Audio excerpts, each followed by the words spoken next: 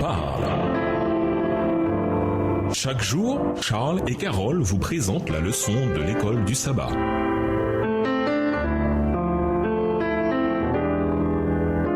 Bienvenue à votre émission. Dieu nous parle. Nous voilà la leçon de lundi, la prière de Néhémie. Lisons la prière de Néhémie qui se trouve dans Néhémie 1, les versets 5 à 11.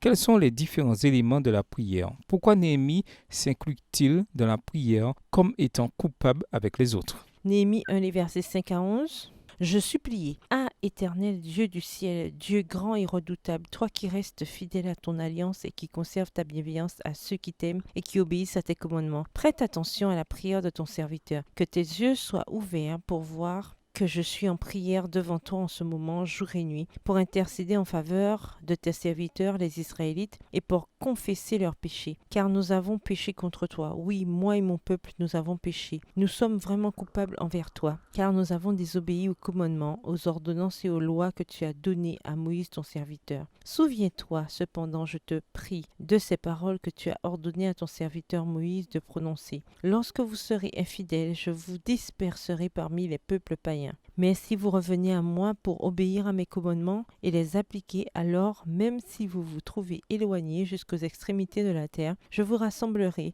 et je vous ramènerai de là au lieu que j'ai choisi pour y établir ma présence. Ils sont tes serviteurs et ton peuple, que tu as délivré par ta grande force et par tes interventions puissantes. Je t'en prie, Seigneur, veuille prêter attention à la prière de ton serviteur et à celle de tes autres serviteurs qui aiment à te vénérer. De grâce, fais réussir aujourd'hui la démarche que je vais entreprendre, que cet homme m'accueille avec compassion. Or, à cette époque, j'étais chargé de servir les boissons à la table de l'empereur. Premièrement, Dieu, tu es grand et miséricordieux. Néhémie 1, verset 5. Deuxièmement, entends-moi. Néhémie 1, verset 6. Troisièmement, confession des péchés. Néhémie 1, les versets 6 et 7. Quatrièmement, souviens-toi de tes promesses. Néhémie 1, les versets 8 et 9.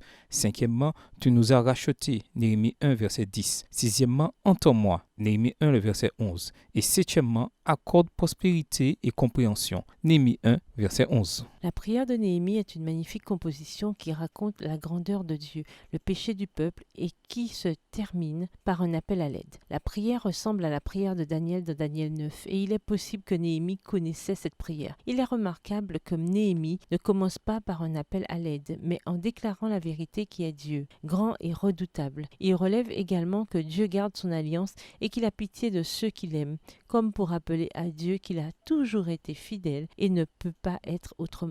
La prière a une structure particulière, décrite ci-dessus, qui tourne autour du verset 8, où Néhémie exprime les promesses de Dieu. Néhémie dit « Souviens-toi », en d'autres termes, souviens-toi Dieu, que tu as promis de nous disperser quand nous sommes infidèles, mais que tu as également promis de nous ramener et de tout restaurer. Puisque la première partie s'est réalisée, il est temps à présent d'accomplir l'autre, car nous revenons à toi. Néhémie n'a pas peur de se réclamer des promesses de Dieu et de les lui rappeler. Naturellement, ce n'est pas que Dieu ne connaît pas ou qu'il ne se souvient pas de ses promesses, mais Dieu prend plaisir à voir notre empressement à nous réclamer de ses promesses. Il veut que nous y croyions et que nous les prononcions à voix haute devant lui. En verbalisant ce que Dieu nous a promis, nous pouvons être fortifiés dans notre propre décision de faire confiance en ses promesses, notamment dans les moments où tout semble sans espoir. De quelles promesses de Dieu pouvez-vous vous réclamer en ce moment? Pourquoi est-il important de ne jamais cesser de les réclamer? Après tout, si vous abandonnez, que vous reste-t-il? Au revoir. Et à demain si Dieu veut.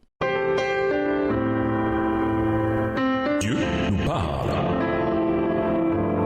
Chaque jour, Charles et Carole vous présentent la leçon de l'école du sabbat.